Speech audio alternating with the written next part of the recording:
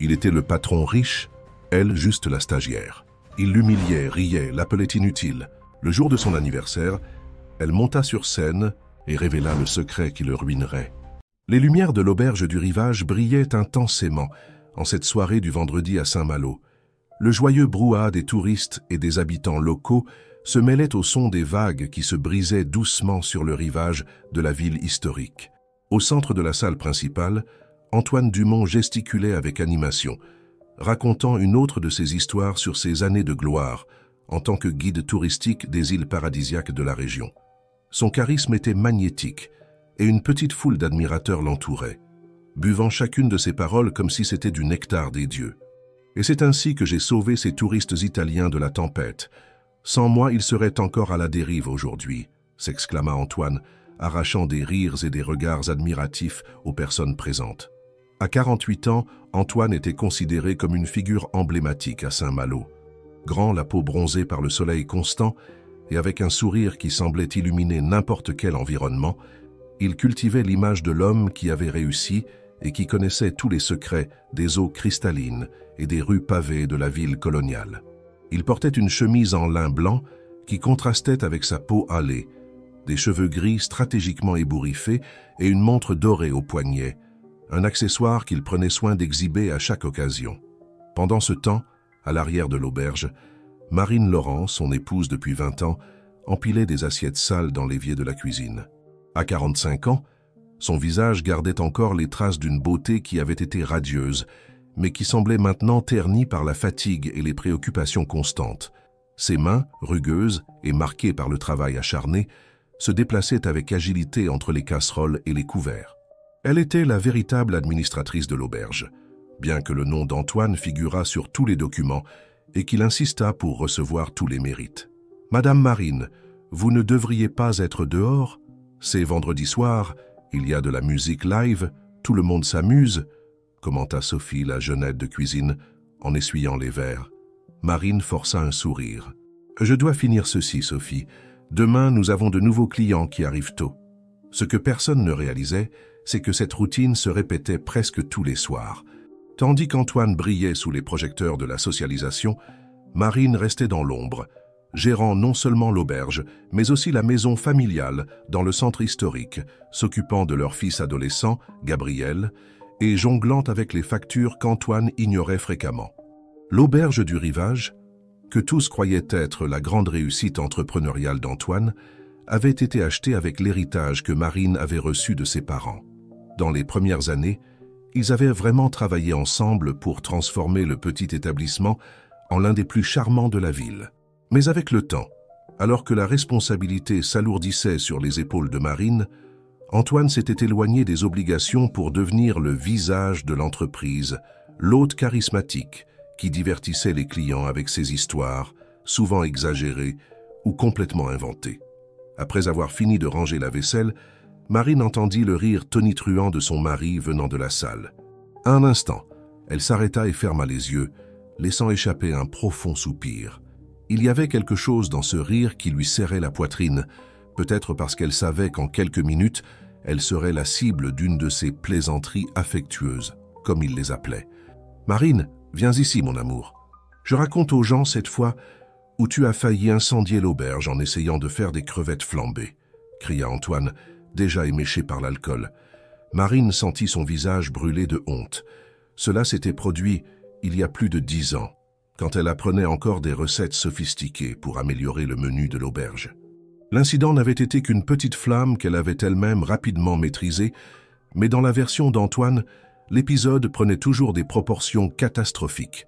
D'un pas hésitant, elle sortit de la cuisine et s'approcha du groupe.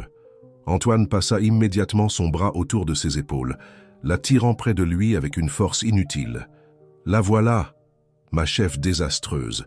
Si nous dépendions de ses talents culinaires, nous mangerions tous des nouilles instantanées jusqu'à aujourd'hui, » dit-il, provoquant plus de rire. Un des touristes, remarquant l'inconfort sur le visage de Marine, essaya d'adoucir la situation. « Mais la nourriture ici est merveilleuse. Cette bouillabaisse d'hier était divine. »« Ah, c'est parce que maintenant nous avons le chef Pierre. Lui, il sait ce qu'il fait, » répondit rapidement Antoine, écartant tout mérite qui pourrait être attribué à son épouse. Ce qui l'omit, c'est que Pierre avait été découvert et engagé par Marine, après qu'elle eut passé des mois à suivre un cours de gastronomie régionale pour améliorer le menu de l'auberge. À la table du coin, observant la scène avec attention, se trouvait Rémi Moreau, ami d'enfance d'Antoine et professeur d'histoire à l'université locale. À 49 ans, Rémi connaissait bien la dynamique de ce couple. Il avait grandi avec Antoine dans les rues pavées de Saint-Malo, avait été témoin de sa romance avec Marine, à l'époque, une jeune femme vibrante et pleine de rêves, et avait suivi de près la transformation de cette relation en quelque chose qui ressemblait maintenant plus à une prison pour elle. « Excusez-moi, je vais vérifier si tout est en ordre avec les chambres », dit Marine, se dégageant de l'étreinte de son mari et se dirigeant rapidement vers l'escalier qui menait au premier étage. « Vas-y, mon amour, ne te perds pas en chemin », cria Antoine, provoquant quelques rires forcés. Rémi but la dernière gorgée de son cocktail et se leva, décidant de suivre Marine.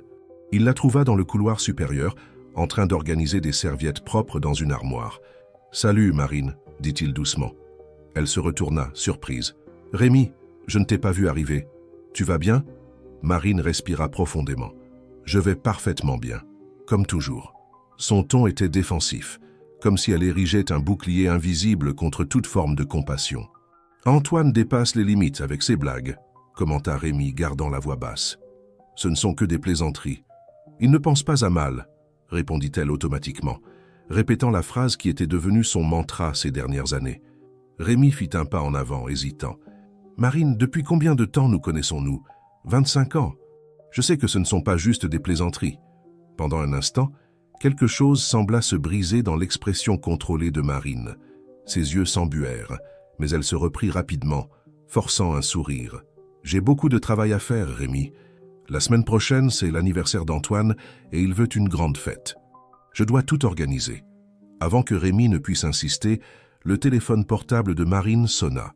C'était Gabriel, son fils de 17 ans, l'informant qu'il était déjà à la maison. Elle répondit rapidement, lui donnant des instructions sur le dîner qu'elle avait préparé. En raccrochant, ses yeux rencontrèrent à nouveau ceux de Rémi. « Mon fils a besoin de moi, dit-elle, comme une excuse pour mettre fin à la conversation. « Et toi, Marine, de qui as-tu besoin ?» demanda Rémi d'une voix si basse qu'elle ressemblait plus à une pensée s'échappant à haute voix. Marine ne répondit pas. Elle descendit précipitamment les escaliers, prit son sac dans la cuisine et sortit par l'arrière de l'auberge, sans dire au revoir à personne. Tandis qu'elle marchait dans les rues pavées éclairées par les anciens lampadaires, elle pensait à la fête d'anniversaire d'Antoine qui approchait. Ce serait un événement grandiose, comme il l'exigeait toujours, avec d'importants invités de la ville et des touristes habituels. L'auberge serait pleine, et elle devrait travailler 2 fois plus pour s'assurer que tout soit parfait. Dans le ciel, la pleine lune illuminait les maisons coloniales de Saint-Malo, se reflétant dans les flaques d'eau entre les pavés irréguliers. Marine sentit une goutte couler sur son visage. Elle ne savait pas dire si c'était une larme ou simplement la bruine fine qui commençait à tomber, peut-être les deux se mélangeant comme les sentiments confus qu'elle portait en elle. La maison de Marine et Antoine se trouvait à quelques pâtés de maisons de l'auberge, dans l'une des rues les plus charmantes du centre historique de Saint-Malo. La maison coloniale bleue, avec ses fenêtres blanches et ses balcons en bois travaillé, était l'une des cartes postales de la ville, souvent photographiée par des touristes admirant l'architecture préservée. Comme presque tout dans leur vie, l'apparence extérieure était impeccable, une façade parfaite qui cachait les fissures internes. Quand Marine entra, elle trouva Gabriel assis à la table de la cuisine, penché sur des livres et un ordinateur portable. Le jeune homme leva les yeux souriant en voyant sa mère. À 17 ans, Gabriel avait hérité des yeux expressifs de Marine et du sourire facile de son père, mais sa personnalité était unique, observateur, sensible et profondément connecté aux émotions des autres. « Salut maman, tu as déjà dîné ?» demanda-t-il, fermant son livre de mathématiques. « Je n'ai pas faim, mon fils, » répondit Marine, posant son sac sur le comptoir et commençant à réchauffer le dîner qu'elle avait préparé plus tôt. « Comment s'est passé ton examen aujourd'hui ?»« Je pense que ça s'est bien passé. Ces conseils que tu m'as donnés sur les fonctions m'ont beaucoup aidé. » Marine sourit sincèrement cette fois. Gabriel était sa plus grande joie, son havre de paix. Contrairement à son père, le jeune homme valorisait toujours ses conseils et sa présence. « Où est papa ?» demanda Gabriel, bien qu'il connût déjà la réponse. « À l'auberge. C'est vendredi soir. Il y a de la musique live. » Le jeune homme hocha la tête, une lueur de compréhension passant dans ses yeux. « Il va encore rentrer tard ?» Probablement.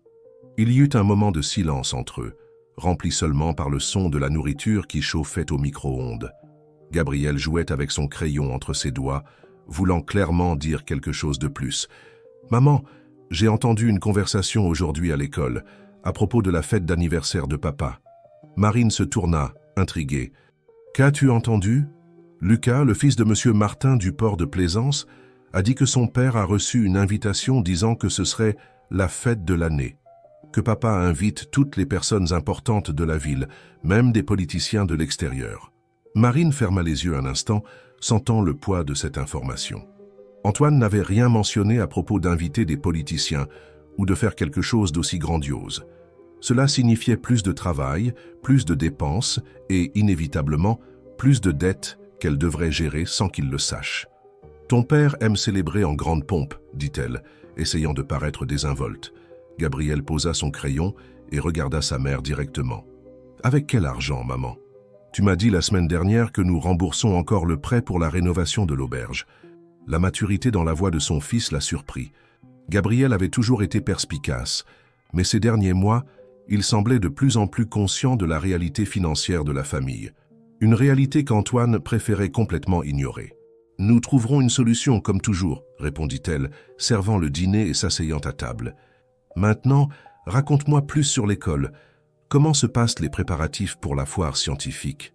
Gabriel accepta le changement de sujet, mais son regard indiquait que la conversation n'était pas terminée. Pendant qu'il dînait, il parla de son projet pour la foire, une recherche sur l'impact du tourisme sur les écosystèmes marins de Saint-Malo. Marine écoutait attentivement, fière de la conscience environnementale de son fils, quelque chose qu'elle avait toujours encouragé depuis son plus jeune âge. Après le dîner, tandis que Gabriel retournait à ses études, Marine s'assit sur la véranda, regardant la rue pavée doucement éclairée par les anciens lampadaires. De loin, elle pouvait entendre le son de la musique venant de l'auberge, mêlé au bruit des vagues se brisant sur la plage. Ses pensées vagabondèrent vers la fête d'anniversaire qui approchait et vers les exigences croissantes d'Antoine. Son téléphone vibra dans sa poche. C'était un message de Rémi. « Désolé de m'être mêlé de vos affaires aujourd'hui. Je voulais juste te dire que je suis là si tu as besoin de parler. » Marine hésita, ses doigts planant au-dessus de l'écran. Rémi avait toujours été un bon ami depuis l'époque du lycée. Il était l'un des rares à connaître vraiment la vérité derrière la façade qu'elle et Antoine maintenaient. Un moment, elle sentit l'impulsion de se confier, de partager le poids qu'elle portait seule depuis si longtemps. Mais quelque chose l'en empêcha. Peut-être l'habitude de tout garder pour elle. Peut-être la peur d'admettre à haute voix la réalité de son mariage. Tout va bien. « Merci de t'inquiéter », répondit-elle finalement, remettant le téléphone dans sa poche avec un soupir. Le bruit de pas chancelants sur les pavés annonça l'arrivée d'Antoine des heures plus tard. Marine, qui attendait dans le salon en lisant un livre sur la gestion hôtelière, l'observa entrer, le visage rougi par l'alcool et la chemise partiellement déboutonnée. « Encore debout, ma petite Marine ?» demanda-t-il, se jetant sur le canapé à côté d'elle. « Tu m'attendais ? Comme c'est mignon. » Le ton condescendant était familier, tout comme l'odeur forte de cognac qui émanait de lui. Marine marqua la page de son livre et le ferma calmement. « Nous devons parler de ta fête d'anniversaire, Antoine. Gabriel m'a dit que tu invites des politiciens et... »« Ah ça !» l'interrompit-il, s'animant soudainement. « Ce sera spectaculaire, Marine. Le maire a confirmé sa présence, ainsi que ce député, Dubois.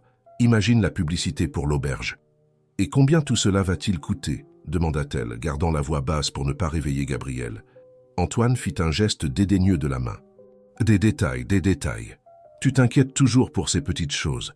C'est pour ça que tu as ces rides, tu sais, trop de soucis. » Le commentaire atteignit Marine comme une petite piqûre d'aiguille, une parmi des centaines qu'elle recevait quotidiennement.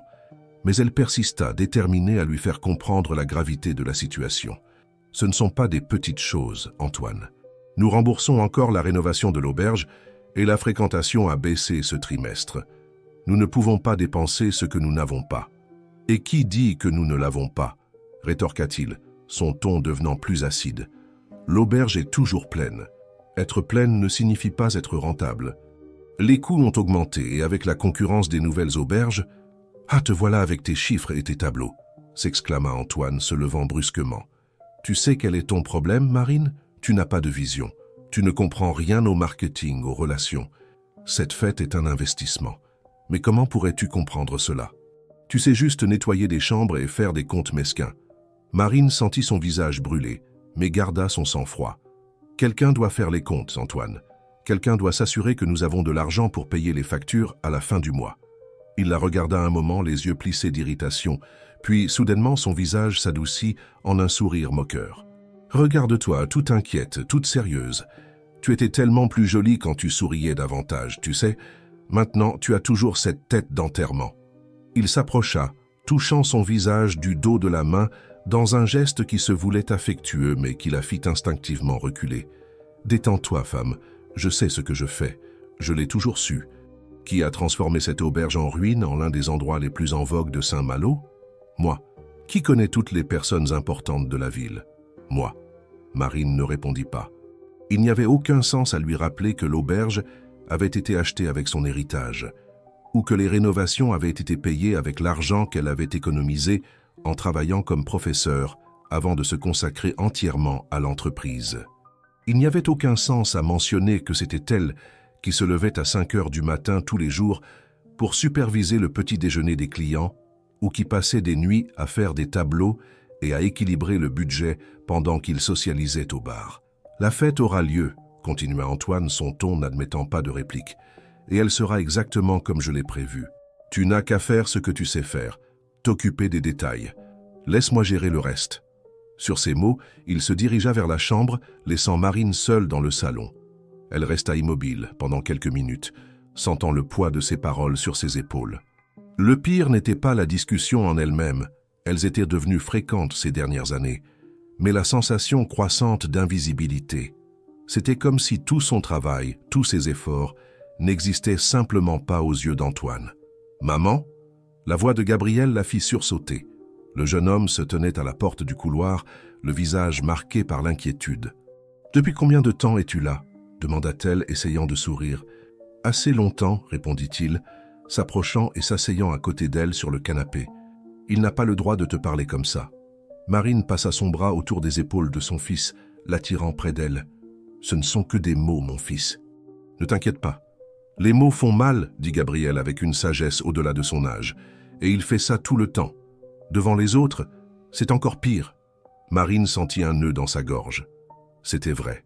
Les plaisanteries d'Antoine en public étaient encore plus douloureuses, car elles venaient déguisées en blagues affectueuses, rendant impossible pour elle de réagir sans paraître trop sensible ou dépourvue d'humour. « Je ne veux pas que tu t'inquiètes pour ça, » dit-elle, embrassant le sommet de la tête de son fils. « Ce sont des choses d'adultes, des questions de mariage. » Gabriel s'écarta un peu pour la regarder dans les yeux.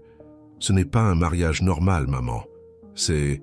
je ne sais pas ce que c'est, mais ce n'est pas bien. » Les paroles de son fils frappèrent Marine comme un coup de poing dans l'estomac.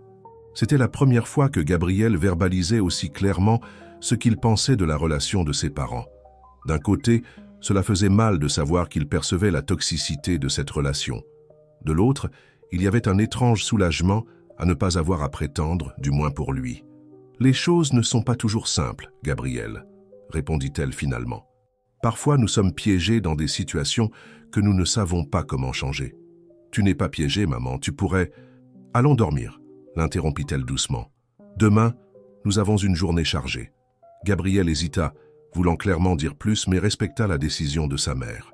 Il se leva et lui donna un baiser sur la joue avant de retourner dans sa chambre. Seule à nouveau, Marine regarda le livre de gestion sur ses genoux. Elle avait marqué un passage sur l'autonomisation et le leadership, des concepts qu'elle étudiait secrètement depuis des mois. Au fond, elle savait que Gabriel avait raison. Elle n'était pas vraiment piégée. Mais des années de petites humiliations et de dévalorisation avaient construit une prison invisible autour d'elle, une prison dont elle ne savait pas comment s'échapper. Avec un profond soupir, elle se leva finalement et se dirigea vers la chambre où Antoine ronflait déjà bruyamment. Tandis qu'elle se préparait à dormir, ses pensées revinrent à la fête d'anniversaire qui approchait. Peut-être n'était-ce qu'un événement de plus à supporter, Une occasion de plus où elle devrait sourire tout en étant diminuée. Ou peut-être pourrait-ce être quelque chose de différent. Quelque chose qu'elle ne pouvait pas encore définir, mais qui commençait à se former dans son esprit comme une petite graine de changement. La semaine précédant la fête d'anniversaire d'Antoine passa dans un tourbillon de préparatifs. Marine avait à peine le temps de respirer entre la coordination des fournisseurs, l'organisation du buffet, la supervision de la décoration et le maintien du fonctionnement normal de l'auberge. Pour compliquer davantage les choses, Antoine avait décidé que la fête se tiendrait sur la terrasse de l'auberge, avec vue sur la mer, un espace enchanteur, mais qui nécessitait des adaptations significatives pour accueillir tous les invités. Le jeudi, 3 jours avant le grand événement, Marine était au marché municipal de Saint-Malo, négociant avec des fournisseurs de fruits de mer, quand elle croisa Madame Josette Mercier, l'une des figures les plus respectées de la communauté locale. À 63 ans, Josette était connue pour son travail à la tête de l'Association des femmes de Saint-Malo, un groupe qui promouvait l'entrepreneuriat féminin et luttait pour les droits des femmes de la région. « Marine, quel plaisir de te rencontrer, ma chérie !» s'exclama Madame Mercier, ajustant ses lunettes à monture colorées sur son nez. Ses cheveux gris étaient attachés en un chignon élégant et ses vêtements colorés reflétaient la personnalité vibrante qui la rendait si appréciée dans la ville. « Madame Mercier, comment allez-vous ?» répondit Marine, sincèrement heureuse de voir cette femme qu'elle avait toujours admirée de loin. « Je vais bien, mais j'ai l'air en meilleure forme que toi. »« Tu as des cernes, ma fille », observa la dame avec la franchise caractéristique des personnes âgées. « Des problèmes de sommeil ?» Marine sourit, embarrassée. « C'est la fête d'anniversaire d'Antoine. Beaucoup de détails à régler. »« Ah oui, j'en ai entendu parler. Tout Saint-Malo en parle. J'ai même reçu une invitation pompeuse, » commenta Josette, étudiant attentivement les réactions de Marine. « Ça doit être une folie d'organiser tout ça. »« Un peu, » admit Marine, ajustant les sacs de course dans ses bras. « Mais j'ai l'habitude. » Madame Mercier fit un geste pour qu'elles marchent ensemble dans le marché. « Tu sais, j'ai toujours admiré ton travail à l'auberge. Cet endroit était un désastre avant que tu ne prennes en main l'administration. » Marine regarda la dame, surprise. Il était rare que quelqu'un reconnaisse son rôle dans la transformation de l'auberge du Rivage.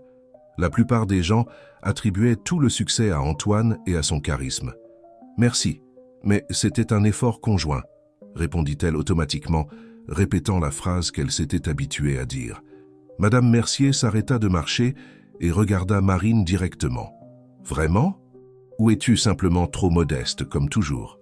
Il y avait quelque chose dans le regard de cette femme expérimentée qui faisait que Marine se sentait comme si elle était lue comme un livre ouvert. C'était inconfortable et, en même temps, étrangement libérateur. « Tu sais, » continua Madame Mercier reprenant la marche, « notre association développe un nouveau projet. Un centre de formation pour les femmes qui veulent se créer leur propre entreprise ici dans la région.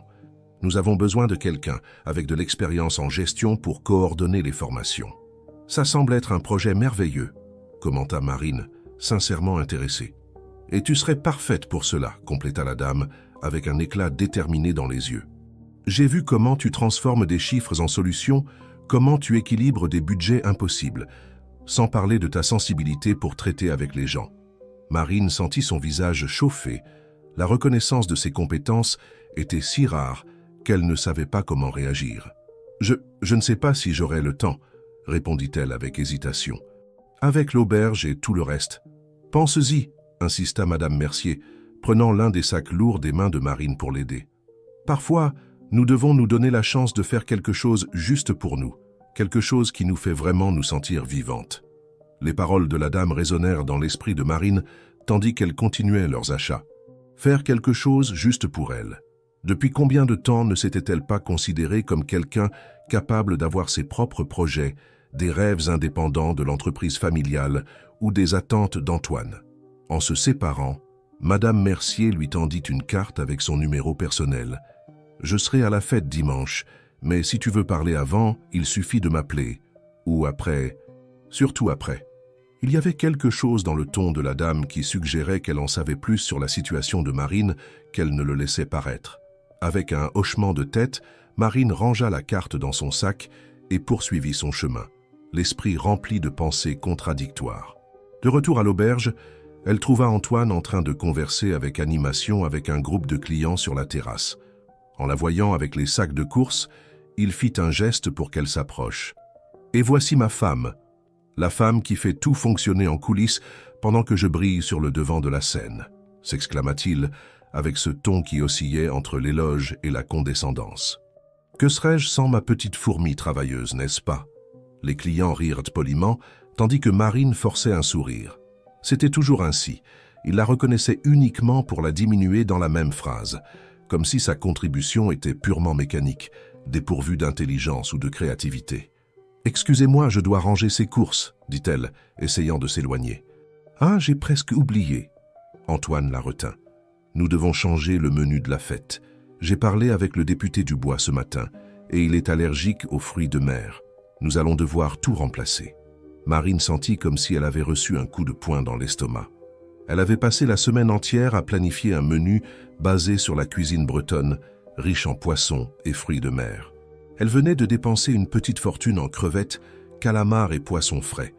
Et maintenant, à seulement 3 jours de l'événement, Antoine voulait tout changer. « Mais nous avons déjà confirmé avec le chef, nous avons déjà acheté les ingrédients, » commença-t-elle, essayant de garder son calme. « Des détails, Marine, des détails, » l'interrompit-il, avec un geste dédaigneux. « Tu t'accroches toujours à des petitesses.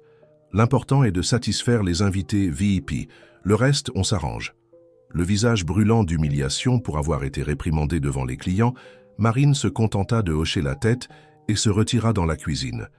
Là, loin des regards, elle se permit un moment de pure frustration, frappant le comptoir du poing fermé. « Madame Marine, tout va bien ?» La voix de Sophie, la jeune aide de cuisine, ramena Marine à la réalité. La jeune fille de 21 ans l'observait avec une préoccupation sincère dans les yeux. « Tout va bien, Sophie », répondit-elle automatiquement, commençant à ranger les courses. « Juste un petit contretemps avec le menu de la fête. J'ai entendu, monsieur... » Antoine parlait de tout changer, commenta la jeune fille, aidant à décharger les sacs. « C'est de la folie à si peu de temps. » Marine soupira. « C'est vrai, mais nous allons nous débrouiller. Vous trouvez toujours une solution à tout, » dit Sophie, avec une admiration sincère. « Je ne sais pas comment vous faites. » Quelque chose dans l'observation de la jeune fille toucha Marine profondément. C'était vrai. Elle trouvait toujours une solution à tout. Elle résolvait toujours les problèmes créés par Antoine. Elle réparait toujours les situations qu'il compliquait. Et quelle était la récompense?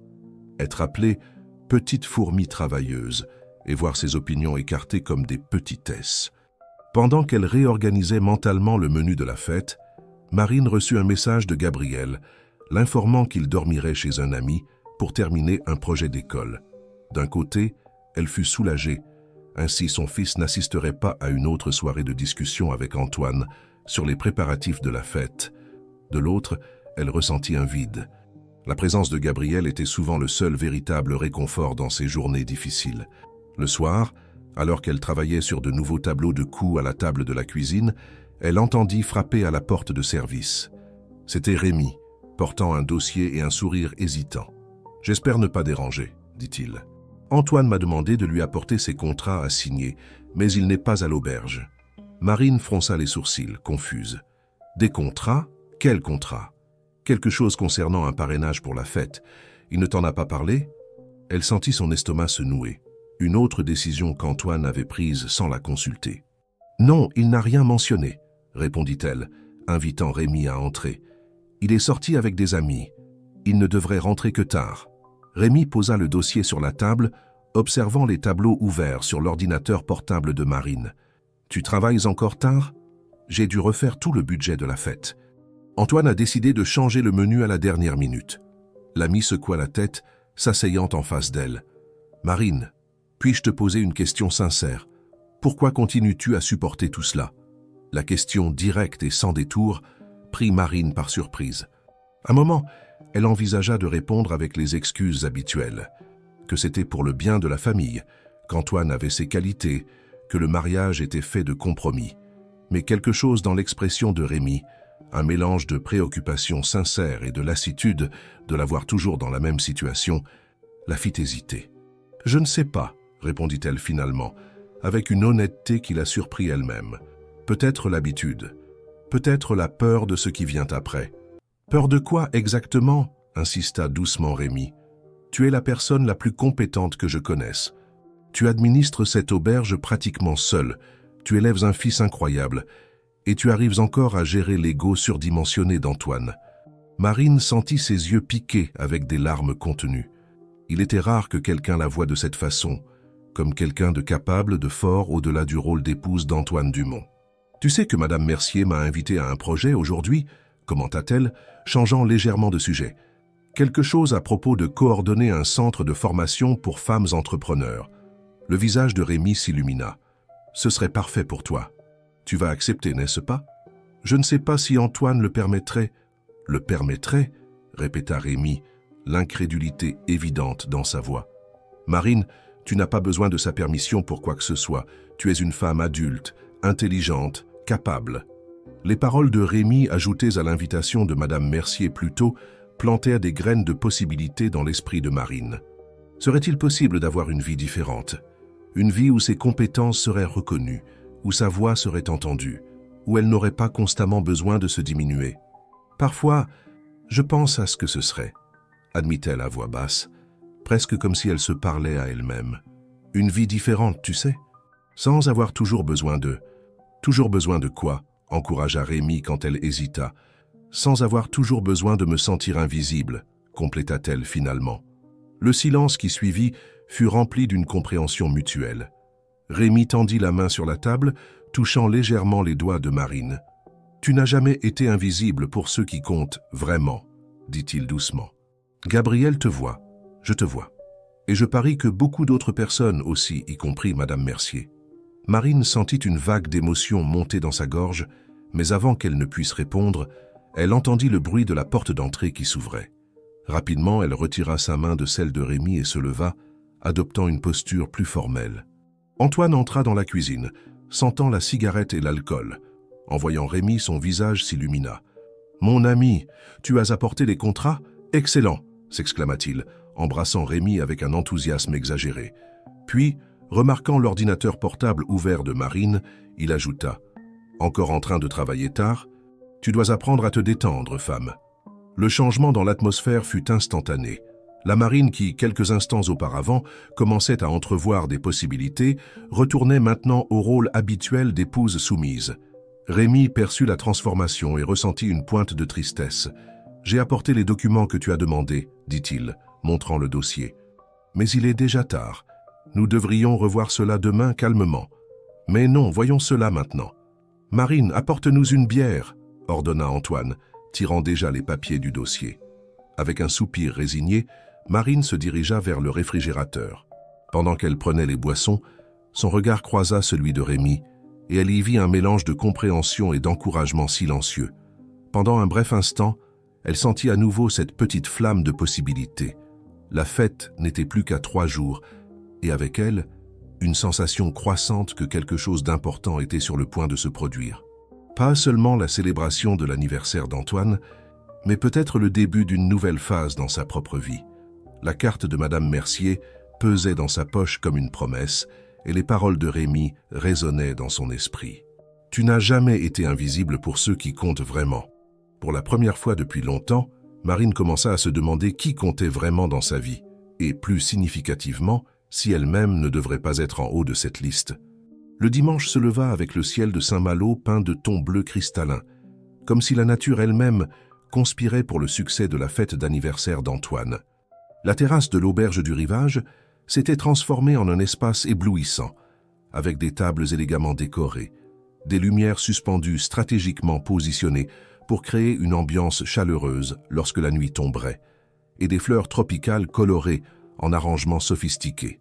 Marine supervisait les derniers détails depuis 5 heures du matin, coordonnant l'équipe de serveurs spécialement engagée pour l'événement, vérifiant l'installation du système sonore, confirmant chaque élément du nouveau menu qui avait été réorganisé à la hâte. Ses cernes étaient de plus profondes que jamais, cachées sous une couche généreuse de maquillage que Gabriel l'avait aidé à appliquer. « Maman, tu dois te reposer un peu », insista le jeune homme. La suivante tandis qu'elle parcourait la terrasse avec un bloc-notes, cochant des éléments sur une liste interminable. « La fête ne commence qu'à 7 heures et il est déjà presque midi. Il y a encore beaucoup de choses à régler, mon fils, » répondit-elle sans ralentir son rythme. La glace n'a pas été livrée en quantité suffisante. Nous avons besoin de plus de chaises pour la table du maire. Et le DJ vient de me prévenir qu'il sera en retard. Gabriel soupira, prenant doucement le bloc-notes des mains de sa mère. Je m'en occupe. Va prendre une douche et t'allonger un peu. Tu es debout depuis plus de 7 heures. Marine hésita, regardant autour d'elle comme si abandonner son poste quelques minutes pouvait faire tout s'écrouler. Mais le regard déterminé de son fils était identique au sien quand elle décidait que quelque chose devait être fait. D'accord, céda-t-elle finalement. Mais appelle-moi s'il y a le moindre problème. Compte sur moi, assura Gabriel, prenant déjà le commandement avec un naturel qui la surprit. Tandis qu'elle marchait vers la chambre qu'elle gardait à l'auberge pour les nuits de grande affluence, Marine croisa Antoine, qui venait de se réveiller et descendait pour le petit déjeuner, vêtu d'une robe de chambre en soie et affichant un sourire détendu. « Bonjour, ma reine », la salua-t-il, l'embrassant sur la joue. « Tout est prêt pour la grande soirée ?»« Presque tout », répondit-elle, essayant d'ignorer l'ironie de le voir si reposé alors qu'elle tenait à peine debout. Gabriel supervise les derniers détails. « Parfait, parfait », dit Antoine distraitement, s'éloignant déjà vers le restaurant. « Ah, j'ai oublié de te dire, j'ai invité quelques personnes de plus hier soir. Rien de grave, juste une dizaine ou une quinzaine de plus. » Marine s'arrêta au milieu du couloir, sentant une vague de frustration monter dans sa gorge. « 15 personnes de plus ? Antoine, nous sommes déjà à la limite de la capacité. Nous n'avons pas assez de chaises, ni assez de nourriture calculée pour tant d'invités supplémentaires. » Il se retourna, fronçant les sourcils, comme si elle faisait une tempête dans un verre d'eau. « Toujours si dramatique, Marine. Débrouille-toi, tu y arrives toujours. Il suffit d'ajouter quelques tables, d'étirer un peu la nourriture. »« Ce n'est pas si simple, » protesta-t-elle, sentant l'épuisement se transformer en colère. « Chaque détail a été soigneusement planifié. Nous ne pouvons pas simplement étirer les choses. » Antoine s'approcha, mettant ses mains sur ses épaules, avec un sourire qui mélangeait condescendance et fausse préoccupation. « Te regarde-toi toute stressée pour des petits détails. C'est pour ça que tu vieillis si vite, tu sais. Ces rides d'inquiétude ne te vont pas. » Le commentaire frappa Marine comme une gifle, mais elle était trop fatiguée pour réagir. Antoine profita de son silence pour continuer. « Va te reposer un peu, va. Laisse-moi régler ces petites choses. » Avec un clin d'œil, il s'éloigna vers le restaurant, la laissant seule dans le couloir, luttant contre les larmes de frustration. Dans la chambre, Marine se laissa finalement tomber sur le lit, la fatigue physique se mêlant à l'épuisement émotionnel. Alors qu'elle fixait le plafond, les paroles de Madame Mercier et de Rémy résonnaient dans son esprit, avec la conscience croissante que quelque chose devait changer. Elle ne savait pas exactement quoi, ni comment, mais elle sentait qu'elle approchait d'un point de rupture. Elle s'endormit sans s'en rendre compte et se réveilla en sursaut 3 heures plus tard avec des coups insistants à la porte. C'était Sophie, la jeune auxiliaire de cuisine, avec une expression affolée. « Madame Marine, désolée de vous réveiller, mais le chef Pierre fait une crise.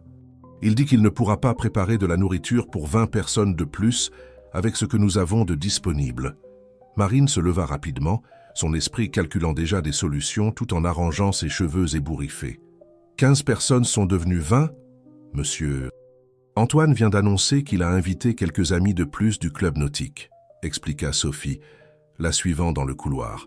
Dans la cuisine, l'ambiance était tendue. Pierre, le chef normalement calme, gesticulait furieusement tout en discutant avec Antoine. « C'est impossible, monsieur. Simplement impossible. Nous n'avons pas assez d'ingrédients, pas assez de temps, pas assez d'espace dans la cuisine pour tout préparer. » Antoine, visiblement irrité, semblait sur le point d'exploser. « Impossible est un mot pour les incompétents, Pierre. Si tu ne peux pas faire le travail, peut-être que je devrais trouver un chef qui le peut. »« Que se passe-t-il ici ?» intervint Marine, sa voix étonnamment ferme malgré la fatigue. Les 2 hommes se tournèrent vers elle. Pierre, semblant soulagé de voir quelqu'un de sensé, commença à expliquer « Madame Marine, votre mari a augmenté la liste des invités à plus de 120 personnes, mais nous avons prévu de la nourriture pour 100 maximum. Nous ne pouvons pas... » « Cet homme est ridiculement inflexible, » interrompit Antoine. « C'est juste une question de mieux s'organiser, d'être plus efficace. » Marine respira profondément, prenant le contrôle de la situation. « Pierre, s'il vous plaît, donnez-moi 1 minute avec mon mari. » Le chef acquiesça, lançant un dernier regard irrité à Antoine, avant de s'éloigner vers l'autre côté de la cuisine. Marine tira son mari dans un coin, parlant à voix basse mais déterminée. « Antoine, ça doit cesser. Tu ne peux pas simplement inviter de plus en plus de personnes sans consulter personne. Ce n'est pas juste pour l'équipe, ce n'est pas juste pour moi. Et au final, ça va nuire à la fête elle-même. » Il roula des yeux, impatient. « Et voilà que tu recommences avec tes drames. »« Ce ne sont pas des drames, » le coupa-t-elle, le surprenant par son ton ferme. « Ce sont des faits. Nous avons des limites réelles d'espace, de budget et de logistique. Si tu veux une fête parfaite, tu dois respecter ces limites ou assumer les conséquences. » Pendant un moment, Antoine sembla véritablement déconcerté par la fermeté inhabituelle de son épouse. Mais bientôt, son visage s'adoucit en un sourire calculé. « D'accord, j'ai compris le message. Plus d'invités surprises. Et ceux qui ont déjà été invités, insista-t-elle. Il haussa les épaules, reprenant son attitude insouciante. « Comme je l'ai dit, débrouille-toi. Tu y arrives toujours. » Sur ces mots, il sortit de la cuisine, laissant Marine gérer le chaos qu'il avait créé. Elle se tourna vers Pierre, qui l'observait avec un mélange de sympathie et d'attente. « Repensons le menu, » dit-elle, adoptant un ton pratique. « Nous pouvons simplifier certains plats, augmenter la quantité d'accompagnement.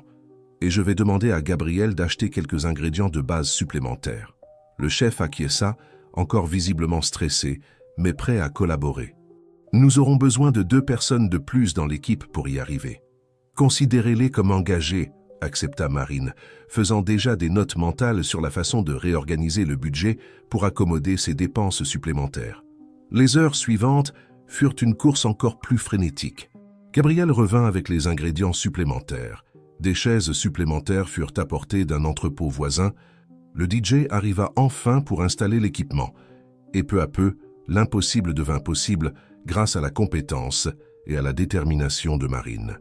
À 6 heures du soir, 1 heure avant le début officiel de la fête, elle eut enfin le temps de se préparer. Elle avait choisi une robe bleu marine élégante mais discrète, comme c'était son habitude. Elle ne voulait pas attirer l'attention sur elle, juste paraître appropriée pour l'occasion. Pendant qu'elle appliquait un maquillage simple, elle entendit frapper à la porte de la chambre. « Je peux entrer ?» demanda Gabriel, passant la tête par la porte entr'ouverte. « Bien sûr, mon fils. » Le jeune homme entra, portant une petite boîte emballée dans du papier coloré. « J'ai acheté quelque chose pour que tu le portes aujourd'hui. » Surprise, Marine ouvrit le cadeau, révélant une paire de boucles d'oreilles délicates en forme d'étoiles de mer, avec de petites pierres bleues qui s'accordaient parfaitement avec sa robe. « Elles sont magnifiques, Gabriel, » s'exclama-t-elle, sincèrement émue. « Mais pourquoi ? Parce que tu mérites quelque chose de spécial, » répondit-il simplement. « Et parce que je veux que tu te souviennes que, quoi qu'il arrive ce soir, tu es la véritable étoile de cette famille. » Les paroles de son fils touchèrent Marine profondément, faisant monter les larmes à ses yeux. Elle l'étreignit fortement, ressentant une vague de gratitude et d'amour qui l'étouffait presque. « Merci mon fils, pas seulement pour les boucles d'oreilles, mais pour tout. » Gabriel sourit, l'aidant à mettre les boucles d'oreilles. « Tu es encore plus belle que je l'imaginais, » commenta-t-il, observant son reflet dans le miroir. Puis, sur un ton plus sérieux, il ajouta « Maman, ne laisse pas papa te rabaisser aujourd'hui, d'accord? Pas devant tout le monde. » Marine sentit un pincement au cœur. C'était douloureux de réaliser à quel point Gabriel était conscient de la dynamique toxique entre ses parents, à quel point cela l'affectait. « Je vais essayer, » promit-elle, sans savoir exactement ce que cela signifiait. Quand elle descendit finalement pour le début de la fête, Marine fut sincèrement impressionnée par le résultat de tant d'efforts. La terrasse de l'auberge était magnifique, illuminée par des centaines de lumières qui se reflétaient dans l'eau de la mer, juste en dessous.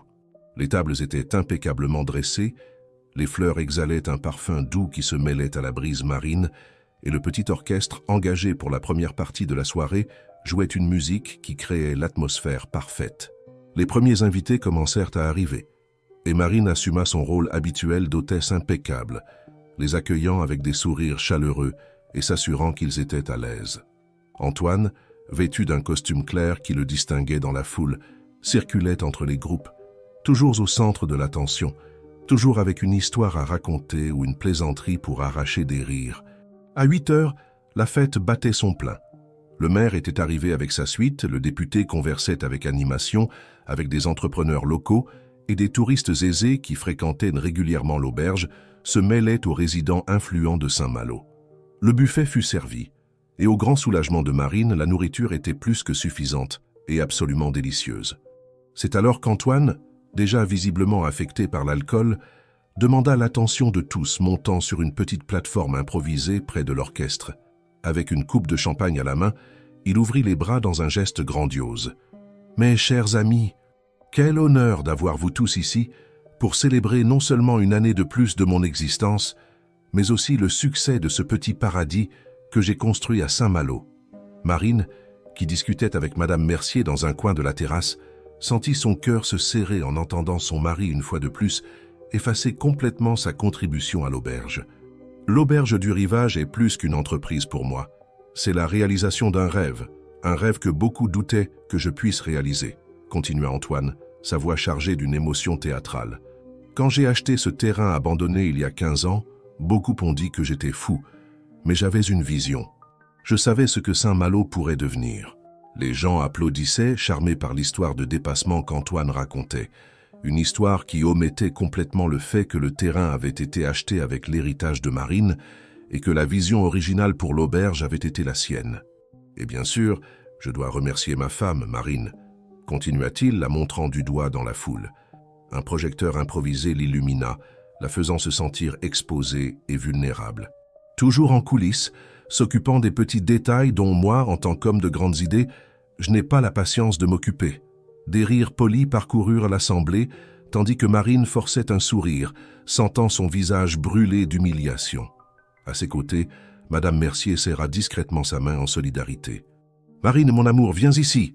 appela Antoine, gesticulant avec insistance. « Viens partager ce moment avec moi. » À contre-cœur, elle marcha jusqu'à la plateforme, consciente des regards qui la suivaient.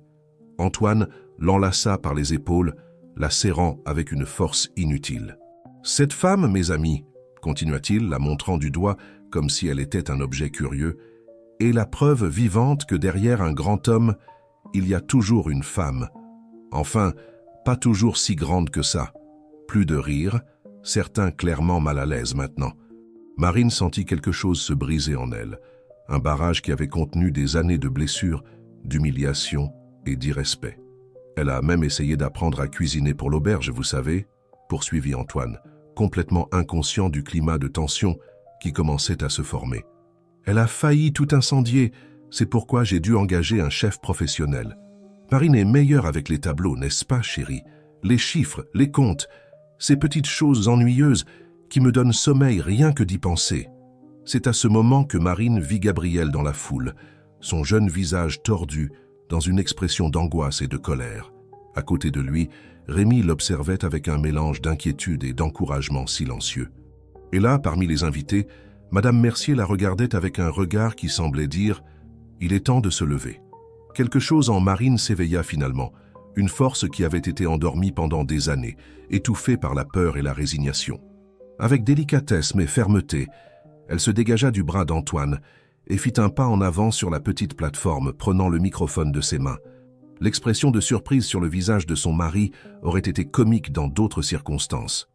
La foule, percevant que quelque chose d'inattendu se produisait, se tut progressivement, jusqu'à ce que seul le son doux des vagues se brisant sur la plage en contrebas puisse être entendu. Le silence qui s'empara de la terrasse de l'auberge semblait presque solide, palpable. Les invités, beaucoup avec des coupes de champagne encore levées en l'air, observaient stupéfaits, tandis que Marine, toujours si discrète et soumise, prenait le microphone des mains d'Antoine. Son cœur battait si fort qu'elle pouvait le sentir résonner dans ses oreilles. Mais quelque chose de plus fort que la peur la poussait maintenant. « Bonsoir à tous », commença-t-elle, se surprenant elle-même par la fermeté de sa propre voix. « Je vous remercie d'être ici pour célébrer l'anniversaire d'Antoine. Et puisque nous sommes dans une ambiance d'histoire et de révélation, je pense que j'ai aussi quelque chose à partager. » Antoine, momentanément paralysé par la surprise, tenta de reprendre le contrôle de la situation avec un sourire forcé. « Marine, ma chérie, je pense que tu as trop bu de champagne. Laissons les discours à ceux qui ont le don de la parole, d'accord ?» Il essaya de récupérer le microphone, mais Marine s'éloigna avec une grâce qu'elle n'avait pas montrée depuis des années. Les boucles d'oreilles en forme d'étoiles de mer que Gabriel lui avait offertes brillaient sous les lumières, comme de petits phares la guidant à travers ce moment crucial. « Non, Antoine, je pense que je suis restée silencieuse trop longtemps, » répondit-elle sans agressivité, mais avec une détermination qui fit taire son mari.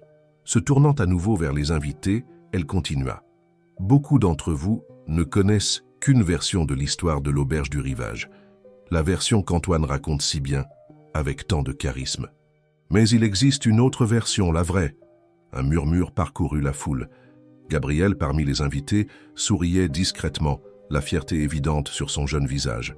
À côté de lui, Rémi observait la scène avec un mélange d'admiration et d'appréhension. « Il y a 15 ans, poursuivit Marine.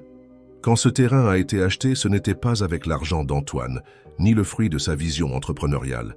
C'était avec l'héritage que j'ai reçu de mes parents, des enseignants qui ont économisé toute leur vie pour me laisser quelque chose qui pourrait me donner de la sécurité. » Le visage d'Antoine commença à pâlir, tandis que ses yeux montraient un mélange de colère et de panique. Il fit une nouvelle tentative pour l'interrompre, mettant la main sur le microphone. « Marine, ce n'est pas le moment pour ça. Nos invités ne sont pas intéressés par ces détails financiers ennuyeux. » Avec une fermeté délicate, elle écarta sa main. « Au contraire, je pense que tout le monde ici mérite de connaître la vérité sur le paradis que tu prétends avoir construit tout seul. » Se tournant vers l'audience, qui était maintenant complètement absorbée par le drame inattendu qui se déroulait, Marine continua. « L'idée de l'auberge était la mienne. Les projets d'architecture, la décoration, le concept d'un hébergement qui valoriserait la culture bretonne, tout cela venait de moi.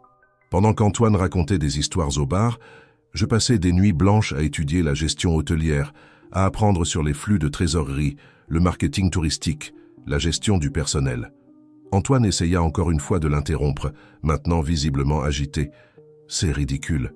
Tu te ridiculises. »« Non, Antoine. Celui qui me fait honte depuis des années, c'est toi, » rétorqua-t-elle, surprenant tout le monde par sa franchise. « Tu me fais honte quand tu me rabaisses publiquement, quand tu transformes mes contributions en plaisanteries, quand tu t'appropries le mérite de mon travail. » Un silence pesant tomba sur la fête. Certains invités échangèrent des regards gênés, d'autres semblaient surpris, mais beaucoup, surtout les habitants locaux qui connaissaient le couple depuis plus longtemps, hochaient discrètement la tête, comme s'ils avaient toujours soupçonné la vérité qui venait maintenant au grand jour. « Tous les jours, » continua Marine, sa voix maintenant chargée par l'émotion contenue pendant si longtemps, « je me lève à 5 heures du matin pour superviser le petit déjeuner des clients. C'est moi qui fais les courses, négocie avec les fournisseurs, embauche le personnel, résout les problèmes de plomberie, d'électricité et de réservation en double. C'est moi qui équilibre les comptes quand Antoine décide de faire des dépenses extravagantes sans consulter personne. » Antoine, réalisant qu'il perdait complètement le contrôle de la situation, tenta une nouvelle approche. Avec un rire forcé, il passa son bras autour des épaules de Marine, la serrant avec une force inutile. « Mes amis, vous connaissez les femmes. Toujours à penser qu'elles font plus qu'elles ne font réellement. Marine exagère, comme toujours. Bien sûr qu'elle aide avec les petites choses du quotidien, mais les décisions importantes, la vision de l'entreprise, ça a toujours été moi. » C'est à ce moment qu'une voix masculine s'éleva de la foule. « Ce n'est pas vrai, Antoine. » Tous se tournèrent pour voir Rémi faire un pas en avant, son visage habituellement gentil maintenant ferme et décidé. « J'étais là depuis le début, tu te souviens? J'ai vu comment tu t'es moqué de l'idée de Marine d'acheter ce terrain. Tu voulais investir l'argent de son héritage dans un bateau pour des excursions touristiques, quelque chose qui te donnerait plus de visibilité. »« De quoi parles-tu » grogna Antoine, son sourire maintenant complètement disparu. « Tu es ivre, Rémi. »« Je suis plus sobre que jamais, » répondit l'ami, continuant à s'approcher de la plateforme, « et je ne suis pas le seul à connaître la vérité. Tout le monde à Saint-Malo sait qui dirige vraiment l'auberge du rivage. Tout le monde voit Marine travailler sans relâche, pendant que tu te pavanes comme un propriétaire d'empire. » Le député du Bois, sentant l'ambiance lourde et voulant alléger la tension, tenta d'intervenir. « Eh bien, l'important c'est que l'auberge soit un succès, n'est-ce pas? » Un toast au couple entrepreneur. Mais avant qu'il ne puisse lever son verre, une autre voix se joignit à la conversation. Gabriel, le fils du couple, se fraya un chemin parmi les invités jusqu'à se trouver face aux parents sur la petite plateforme. « Ce n'est pas seulement à propos de l'auberge, » dit le jeune homme, la voix légèrement tremblante mais déterminée. « C'est à propos d'années d'humiliation. À propos de ma mère traitée comme si elle était stupide, laide et incompétente, alors qu'en réalité, elle est le pilier qui soutient tout cela. Antoine regarda son fils avec un mélange de choc et de trahison. « Gabriel, c'est une affaire de famille, pas à discuter devant des étrangers. Alors peut-être que tu n'aurais pas dû commencer par humilier ma mère devant tout le monde, » rétorqua le jeune homme avec une maturité surprenante. « Tous les jours, je vois comment elle travaille dur, comment elle résout des problèmes impossibles, comment elle maintient tout en fonctionnement malgré toi.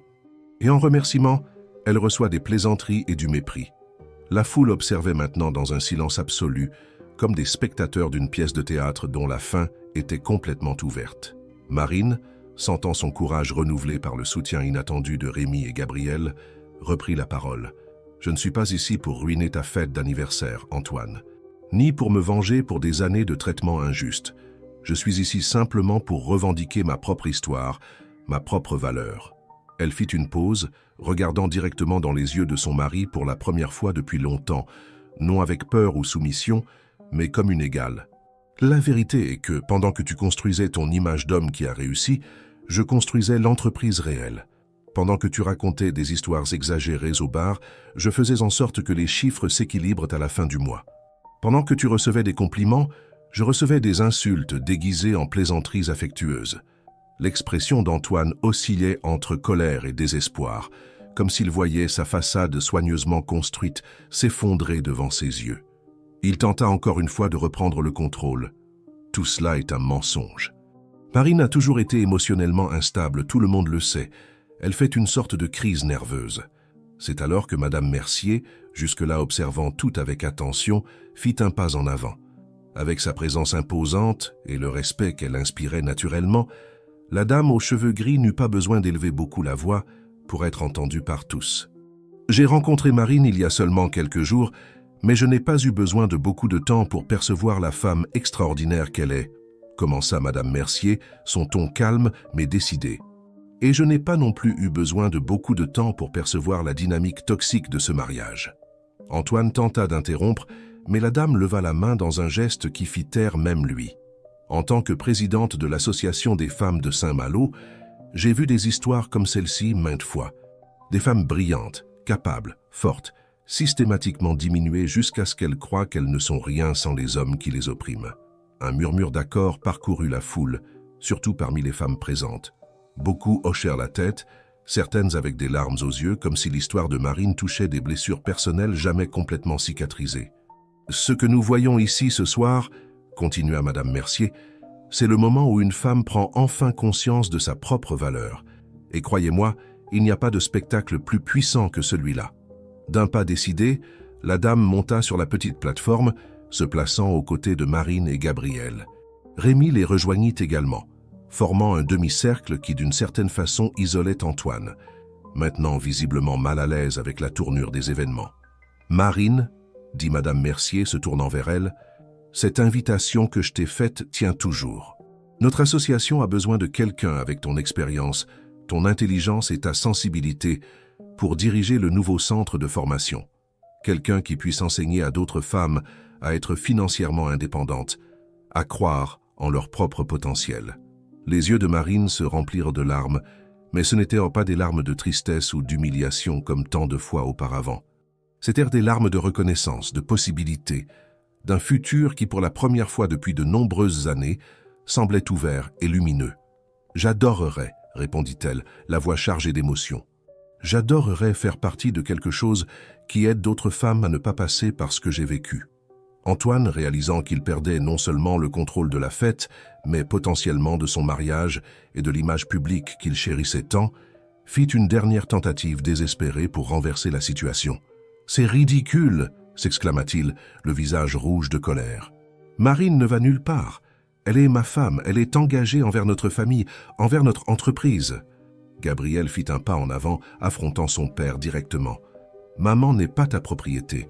Elle a le droit de faire ses propres choix. Et quel choix serait-ce? Abandonner tout ce que nous avons construit ensemble pour un projet féministe sans avenir ?» rétorqua Antoine, le désespoir rendant sa voix plus aiguë. « Qui va gérer l'auberge? Qui va s'occuper de notre maison? Tu ne survivrais pas un jour sans moi, Marine. Un silence pesant suivit ces paroles. Puis, lentement, Marine fit un pas en avant, se retrouvant face à face avec son mari. Quand elle parla, sa voix était calme, presque douce, mais chargée d'une vérité qui ne pouvait plus être niée. « Je pense que tu confonds les choses, Antoine. Ce n'est pas moi qui ne survivrai pas sans toi. C'est toi qui n'as jamais survécu sans moi. » Les mots flottèrent dans l'air comme une révélation qui, une fois prononcée, ne pouvait être ignorée. Antoine ouvrit la bouche pour répondre, mais aucun son n'en sortit. Son visage passa par une séquence d'émotions, colère, peur, confusion et, finalement, une compréhension réticente. C'est à ce moment qu'un des invités, un psychologue renommé qui fréquentait régulièrement l'auberge, applaudit lentement. Le son solitaire fut bientôt suivi par d'autres applaudissements, grandissant progressivement jusqu'à se transformer en une ovation qui semblait célébrer non seulement le courage de Marine, mais une vérité plus grande sur les relations et la valorisation de soi. Le maire, percevant l'importance du moment, leva son verre. Un toast à Marine Laurent, la véritable force derrière le succès de l'auberge du Rivage. « À Marine !» répétèrent plusieurs voix, levant leurs verres dans un geste de reconnaissance et de respect. Antoine, complètement désarmé, observait la scène avec une expression d'incrédulité. Son monde, soigneusement construit sur l'image de succès et de domination, s'effondrait devant ses yeux. Mais le plus surprenant pour lui était de réaliser que, sans Marine à ses côtés, diminuée et soumise, il ne savait plus exactement qui il était. La fête, qui avait commencé comme une célébration de l'ego d'Antoine, s'était transformée en quelque chose de complètement différent. Un moment de vérité, de libération, de nouvelles possibilités. Et tandis que la musique reprenait lentement et que les invités retrouvaient leur conversation, maintenant avec un nouveau sujet dominant, Marine ressentit quelque chose qu'elle n'avait pas expérimenté depuis longtemps. La sensation d'être véritablement vue. Le lendemain matin de la fête se leva avec une clarté différente à Saint-Malo. Le soleil illuminait les rues pavées du centre historique avec la même intensité que d'habitude. Mais pour Marine, tout semblait briller d'une manière nouvelle, comme si ses yeux s'étaient finalement ajustés à une réalité qui avait été là tout le temps, attendant simplement d'être reconnue. Elle se réveilla tôt comme d'habitude, mais pas dans le lit qu'elle partageait avec Antoine. Après les événements de la veille, elle avait décidé de passer la nuit dans la chambre qu'elle gardait à l'auberge, ayant besoin d'espace pour traiter tout ce qui s'était passé. Assise sur le petit balcon, une tasse de café dans les mains, elle observait la mer calme de la baie, réfléchissant aux changements qui se dessinaient à l'horizon de sa vie. La fête s'était terminée de manière anticlimactique après sa confrontation avec Antoine. De nombreux invités étaient restés, conversant en petits groupes, certains lançant des regards d'admiration à Marine, d'autres clairement mal à l'aise avec la situation. Antoine, après sa défaite publique, s'était retiré dans un coin de la terrasse avec quelques amis proches, noyant son humiliation dans des doses généreuses de whisky. Un coup doux à la porte interrompit ses pensées. C'était Gabriel, encore en pyjama, les cheveux ébouriffés et le visage marqué par le sommeil récent. « Je peux entrer ?» demanda-t-il, hésitant. « Bien sûr, mon fils », répondit Marine, faisant de la place sur le petit balcon pour qu'il s'assoie à côté d'elle. Pendant quelques minutes, ils restèrent en silence, contemplant simplement la mer et les bateaux de pêche qui revenaient avec leur pêche de l'aube. C'est Gabriel qui brisa finalement le silence. « Je suis fier de toi, maman. Pour ce que tu as fait hier. » Marine sentit un nœud dans sa gorge. « Merci, mon fils, mais je ne sais pas si c'était la bonne chose à faire. Causer cette scène devant tout le monde, c'était exactement la bonne chose à faire, » interrompit Gabriel avec une conviction surprenante. Papa avait besoin d'entendre ces vérités. Et plus important, d'autres personnes avaient besoin de les entendre aussi. Surtout toi-même. Marine regarda son fils avec admiration. Quand était-il devenu si sage, si perspicace? À quel moment son garçon timide s'était-il transformé en ce jeune homme articulé et conscient? « J'ai parlé à papa ce matin », continua Gabriel, son regard maintenant fixé sur la tasse de café que Marine lui avait offerte. « Il est différent. »« Différent comment ?» demanda-t-elle, sincèrement curieuse. « Calme, pensif. Il ne semble pas en colère, tu sais. Plus comme perdu. » Gabriel fit une pause, choisissant soigneusement ses prochains mots. « Je pense qu'il n'avait jamais réalisé à quel point il dépend de toi, pas seulement pour que l'auberge fonctionne, mais pour qu'il se sente important lui-même. » L'observation frappa Marine comme une révélation. C'était vrai, le succès d'Antoine, son image publique, son sens de sa propre valeur, tout cela avait été construit sur la fondation silencieuse qu'elle fournissait.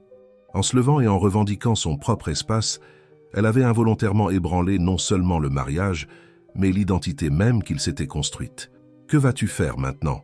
demanda Gabriel, sa voix mêlant curiosité et préoccupation.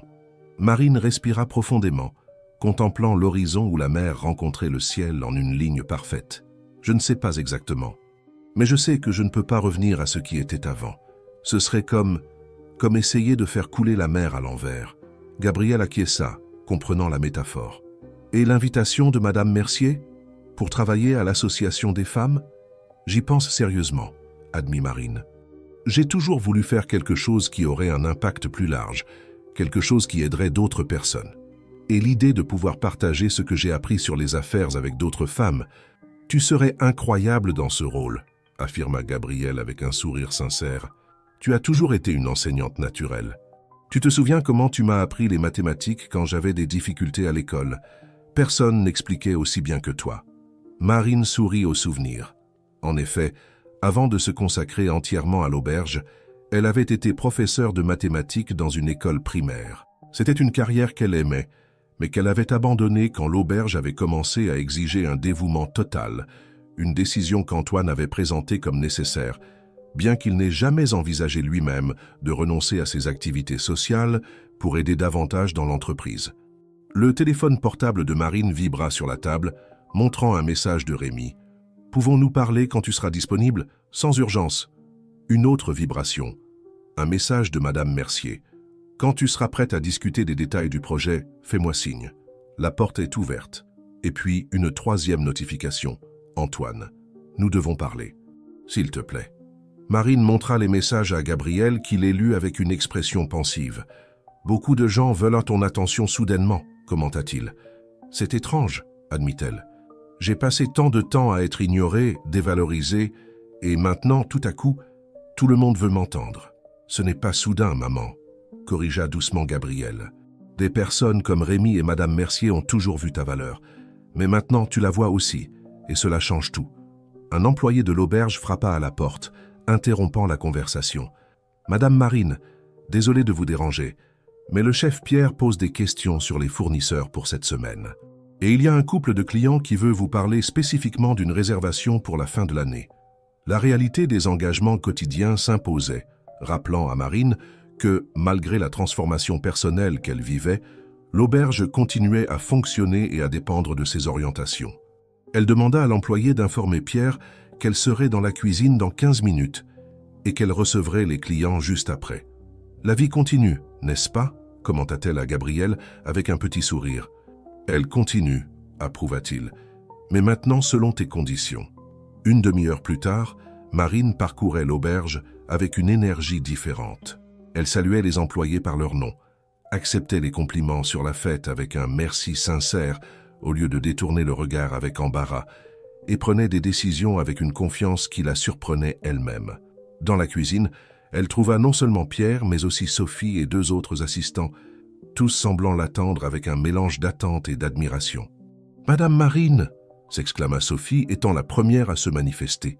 « Vous avez été incroyable hier soir. » Marine sentit son visage chauffer. « Merci, Sophie, mais je pense que j'ai un peu exagéré. »« Pas du tout, » intervint Pierre, le chef toujours sérieux, affichant maintenant un sourire sincère. C'était un moment de justice. Nous avons tous toujours su qui fait vraiment fonctionner cette auberge. Les autres employés acquiescèrent en accord, et Marine réalisa que sa confrontation avec Antoine avait eu un impact qui allait bien au-delà de son mariage. D'une certaine façon, elle avait validé le travail invisible de tant d'autres personnes qui, comme elle, opéraient en coulisses pour que tout fonctionne parfaitement. « Bien, dit-elle, ajustant ses lunettes de lecture pour consulter la liste de fournisseurs que Pierre lui avait remise. « Mettons-nous au travail alors. Nous avons une auberge à gérer. » Les heures suivantes passèrent dans un tourbillon d'activités. Marine rencontra les clients intéressés par une réservation future, négocia des prix avec des fournisseurs, résolut un problème avec le système de réservation en ligne et trouva même le temps pour une réunion rapide avec l'équipe de nettoyage pour discuter de nouveaux protocoles de durabilité qu'elle avait recherchés ces dernières semaines. Ce ne fut qu'au début de l'après-midi, quand elle eut enfin un moment pour déjeuner, qu'elle réalisa qu'elle n'avait pas vu Antoine de toute la matinée. Quelque chose d'inhabituel, puisqu'il faisait généralement un point d'honneur à circuler dans l'auberge, socialisant avec les clients et racontant ses histoires exagérées. « Gabriel, as-tu vu ton père aujourd'hui ?» demanda-t-elle à son fils qui l'avait rejointe pour un repas tardif dans la petite salle de repos des employés. « Il est sorti tôt. Il a dit qu'il avait quelques affaires à régler en ville, » répondit Gabriel, observant attentivement la réaction de sa mère. « Tu vas répondre à son message ?» Marine soupira, jouant avec la nourriture dans son assiette. « Je vais le faire, mais j'ai besoin d'organiser mes pensées d'abord. J'essaie encore de comprendre ce que je veux dire, ce que je veux pour l'avenir. »« Et que veux-tu, maman ?» demanda Gabriel directement. La question flotta dans l'air, chargée de possibilités. Que voulait-elle vraiment? Après tant d'années à vivre en fonction des besoins et des désirs d'Antoine, Marine se souvenait à peine de ce que c'était que d'avoir ses propres aspirations, des rêves indépendants. « Je veux être valorisée », répondit-elle finalement. « Je veux que mon travail, mon intelligence, mes contributions soient reconnues. Je veux… » Elle fit une pause cherchant les bons mots. « Je veux être protagoniste de ma propre histoire, pas seulement un personnage secondaire dans l'histoire de quelqu'un d'autre. » Gabriel acquiesça, comprenant. « Et tu penses que c'est possible avec papa ?»« Je ne sais pas, » admit honnêtement Marine. Antoine est tellement habitué à être le centre de tout, à avoir toujours les projecteurs braqués sur lui. Je ne sais pas s'il pourrait vraiment changer. Mais je ne sais pas non plus si je suis prête à jeter 20 ans de mariage sans au moins essayer une conversation sincère. Le téléphone portable de Marine vibra à nouveau. C'était Rémi, l'informant qu'il serait à l'auberge dans 1 heure, si elle était disponible pour parler. Elle répondit affirmativement, ressentant une pointe de culpabilité qu'elle ne pouvait pas complètement expliquer. « Toi et Rémi ?» commença Gabriel hésitant. « Vous avez toujours eu une connexion spéciale, n'est-ce pas ?» Marine regarda son fils, surprise par l'observation. « Nous sommes amis depuis l'adolescence. Il a toujours été un bon ami. » Gabriel étudia le visage de sa mère un moment, comme s'il cherchait quelque chose entre les lignes de son expression. « Je pense qu'il a toujours vu en toi ce que papa n'a jamais pu voir. Et peut-être que tu vois aussi quelque chose en lui que tu n'as jamais trouvé chez papa. » La perception aiguë de son fils laissa Marine momentanément sans voix. C'était vrai qu'il y avait toujours eu une connexion spéciale entre elle et Rémi, une compréhension mutuelle qui transcendait les mots. Mais pendant toutes ces années, elle avait maintenu cette amitié dans des limites strictement platoniques, par respect pour le mariage et peut-être par peur de reconnaître des sentiments plus profonds. « C'est compliqué », fut tout ce qu'elle put répondre. « La vie adulte l'est généralement », approuva Gabriel avec un sourire compréhensif qui semblait déplacé sur son jeune visage. « N'oublie pas juste que tu mérites d'être heureuse, maman. Vraiment heureuse, pas seulement résignée. » Après le déjeuner, Marine décida de marcher jusqu'à la plage proche de l'auberge, ayant besoin d'un moment de solitude pour organiser ses pensées avant de rencontrer Rémi.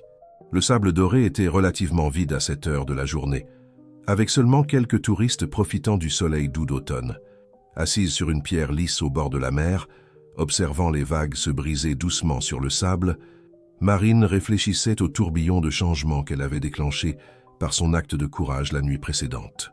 Elle avait brisé un modèle de comportement qui durait depuis des décennies, revendiqué son espace et sa voix, et se trouvait maintenant sur un territoire inconnu, sans carte claire pour la guider. « Je pensais te trouver ici. » La voix de Rémi la ramena au présent. Il se tenait à quelques mètres de distance, comme s'il hésitait à envahir son espace personnel. Il portait un pantalon en lin clair et une chemise bleue simple, le vent ébouriffant légèrement ses cheveux grisonnants. « Cet endroit a toujours été ton refuge, » continua-t-il, s'approchant lentement. « Depuis l'époque du lycée. » Marine sourit, se souvenant comment elle avait l'habitude de s'échapper vers cette même plage quand elle était adolescente, cherchant la paix au milieu du chaos familial, son père alcoolique, sa mère toujours essayant de maintenir les apparences, les disputes constantes qui résonnaient à travers les murs minces de la maison où elle avait grandi. « Certaines choses ne changent jamais, » commenta-t-elle, faisant un geste pour que Rémi s'assoie à côté d'elle sur la pierre. « Et d'autres changent complètement, » répondit-il, la regardant avec une intensité qui fit détourner le regard de Marine. « Ce que tu as fait hier soir, c'était extraordinaire, Marine, courageux, inspirant, ou complètement irresponsable, » rétorqua-t-elle encore incertaine des conséquences de ses actions. Exposer nos problèmes familiaux comme ça, devant toute la ville. Parfois, interrompit doucement Rémi, il faut un geste dramatique pour briser des schémas profondément enracinés. Et franchement, Antoine t'humiliait publiquement depuis des années. La différence, c'est que tu as finalement répondu de la même manière. Il y avait de la vérité dans ses paroles. Marine le savait. Antoine ne s'était jamais soucié de faire des plaisanteries à ses dépens devant des amis, la famille, des clients. L'humiliation publique avait été une constante dans son mariage, simplement déguisée sous le vernis de plaisanterie de couple. « Que vas-tu faire maintenant » demanda Rémi. La même question que Gabriel avait posée plus tôt, mais chargée d'une signification différente, de possibilités non dites.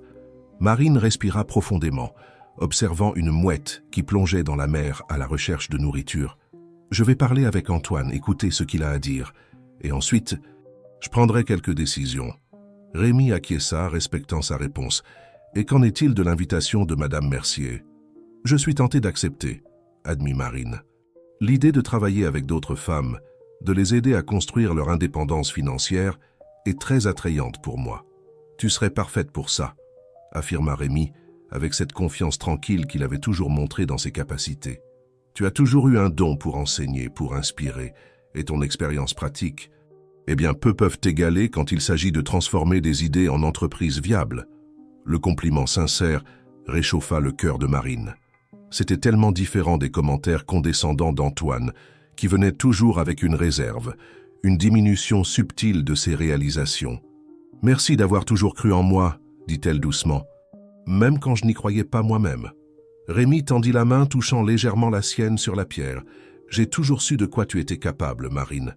J'ai toujours vu la force en toi, même quand elle était enterrée sous des années de doute et de peur. » Son toucher était chaud, réconfortant, et pendant un bref moment, Marine se permit d'imaginer ce que serait une vie aux côtés de quelqu'un qui la valoriserait sincèrement, qui la verrait entièrement, non comme une ombre auxiliaire, mais comme une lumière propre, brillante et indépendante.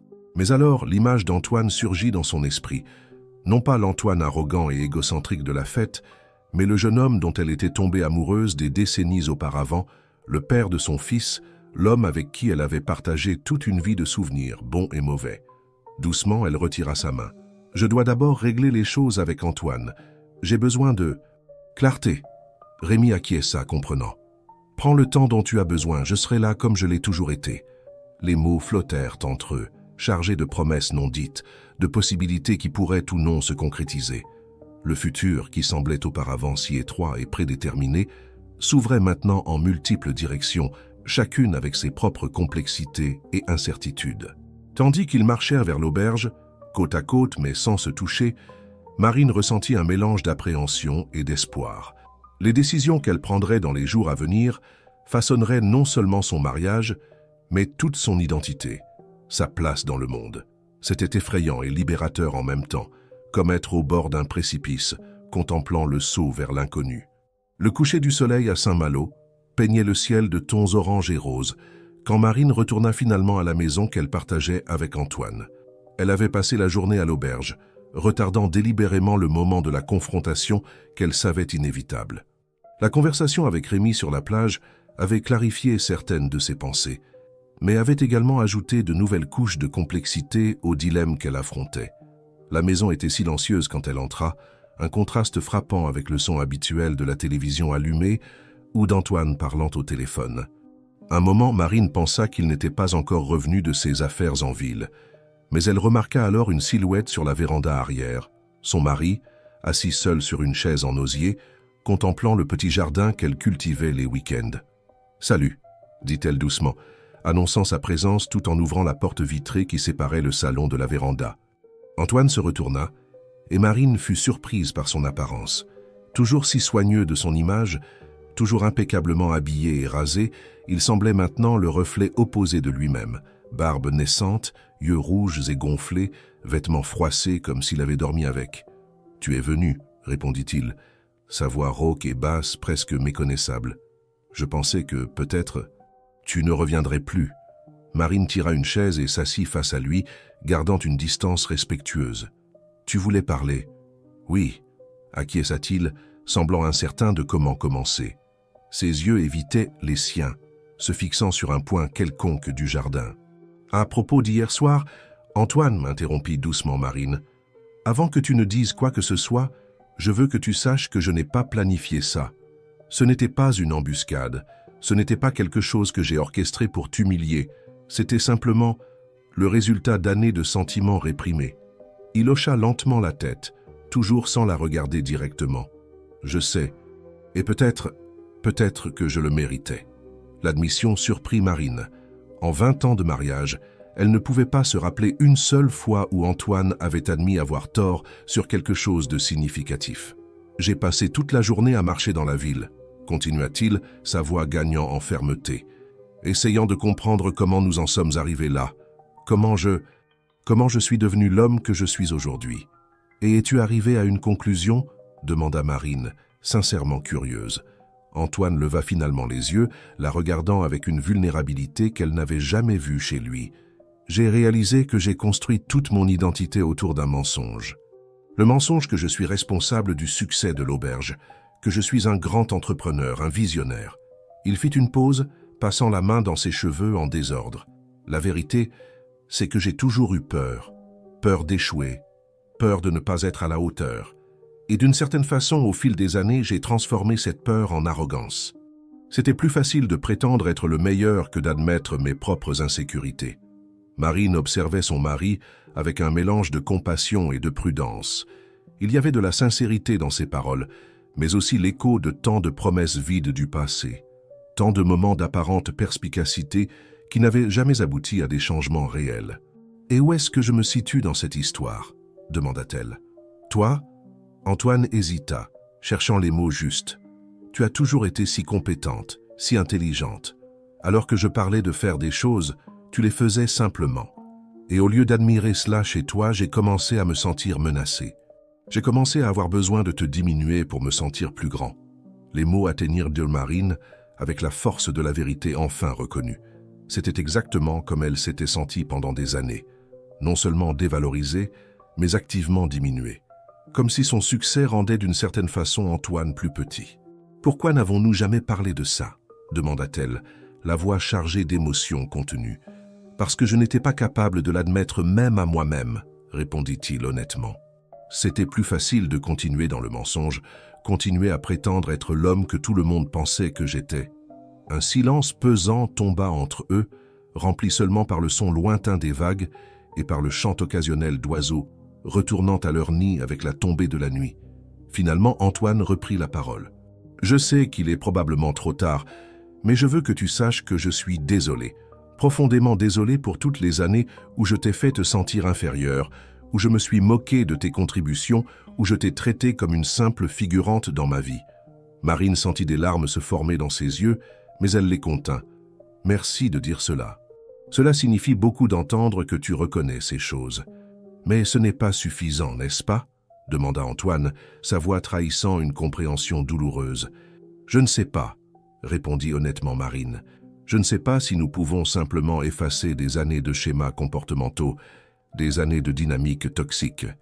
Je ne sais pas si je pourrais croire que les choses changeraient vraiment. » Antoine hocha lentement la tête, acceptant ces paroles sans protester, quelque chose d'inédit dans leur relation. « Tu as tout à fait le droit de douter.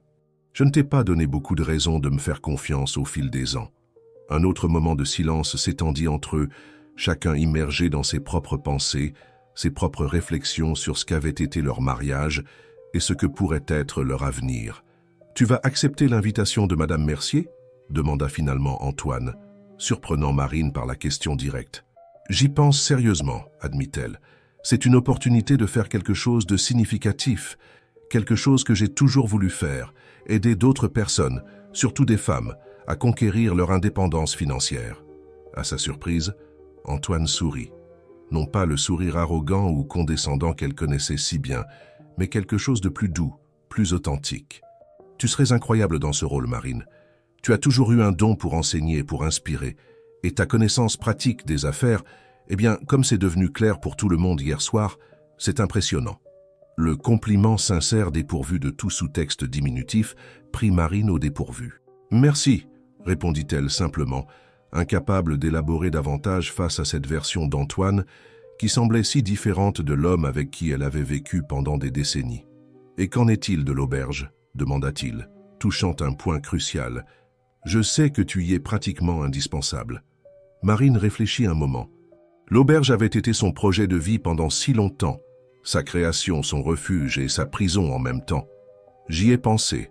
Peut-être est-il temps de former quelqu'un pour assumer certaines de mes responsabilités. Sophie a du potentiel et avec les bonnes orientations, ou peut-être est-il temps que j'apprenne vraiment à gérer l'entreprise que je prétends être la mienne, interrompit Antoine avec une autocritique surprenante. Ce ne serait pas juste que tu doives abandonner complètement quelque chose que tu as construit de zéro juste parce que tu suis un nouveau chemin. Marine étudia le visage de son mari, cherchant des signes de manipulation ou de fausseté, mais ne trouvant que ce qui semblait être une sincérité maladroite, comme s'il expérimentait une nouvelle façon de s'exprimer, encore incertain et mal à l'aise, sur ce territoire d'honnêteté émotionnelle. Cela signifierait des changements réels, Antoine, pas seulement des promesses ou des intentions vagues, l'avertit-elle.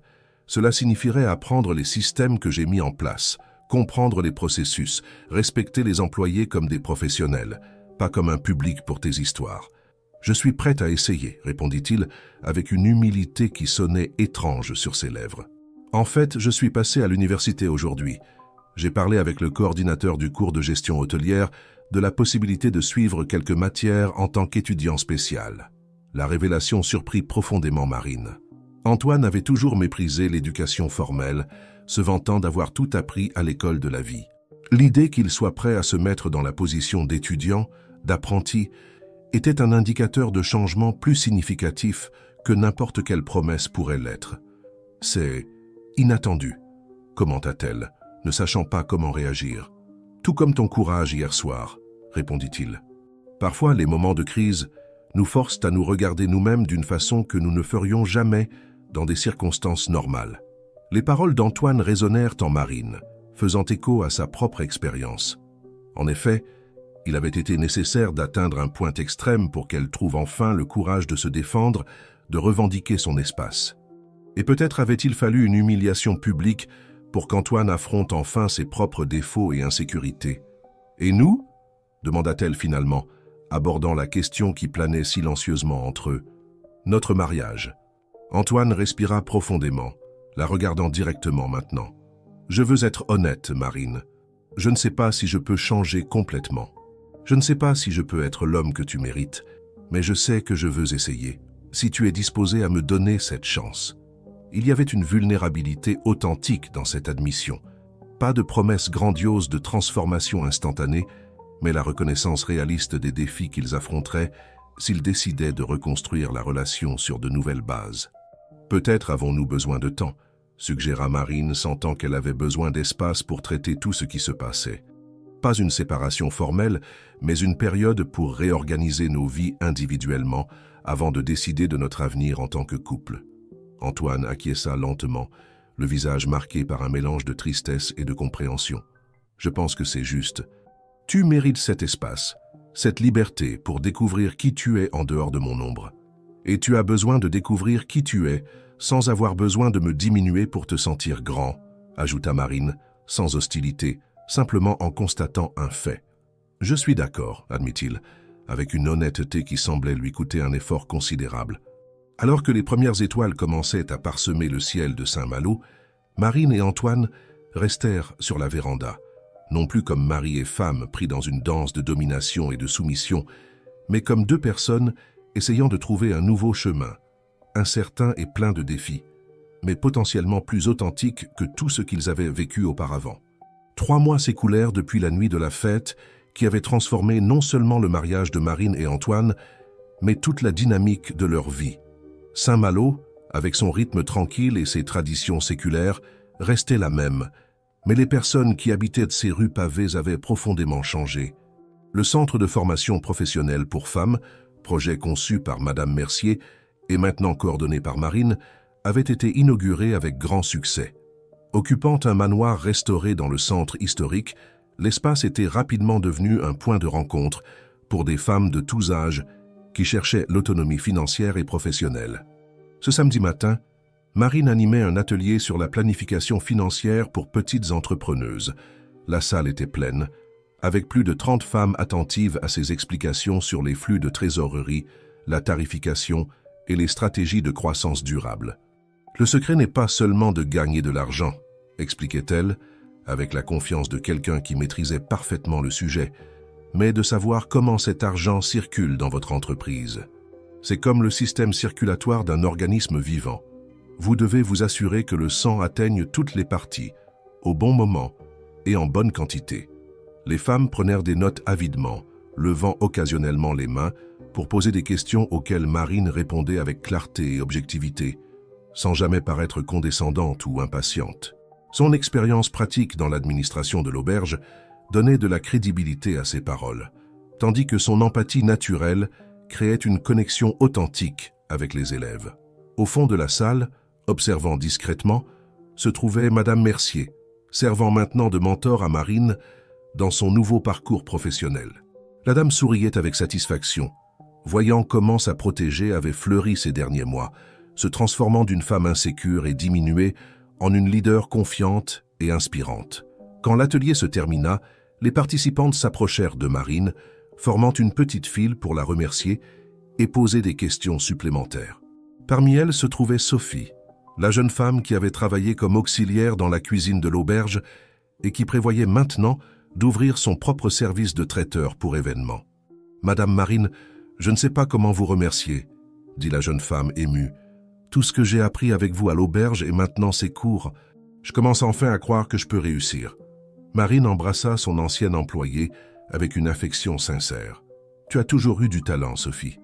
Tu avais juste besoin d'un peu d'orientation technique et, plus important, de croire en toi-même. » Après avoir salué la dernière participante, Marine commença à organiser ses documents, ressentant cette satisfaction profonde qui vient de faire un travail significatif, de contribuer véritablement à la vie d'autres personnes. « Tu as trouvé ta vocation », commenta Madame Mercier s'approchant finalement. « J'ai toujours su que ce serait ainsi. » Marine sourit à son mentor. « C'est incroyable comme je me sens épanouie.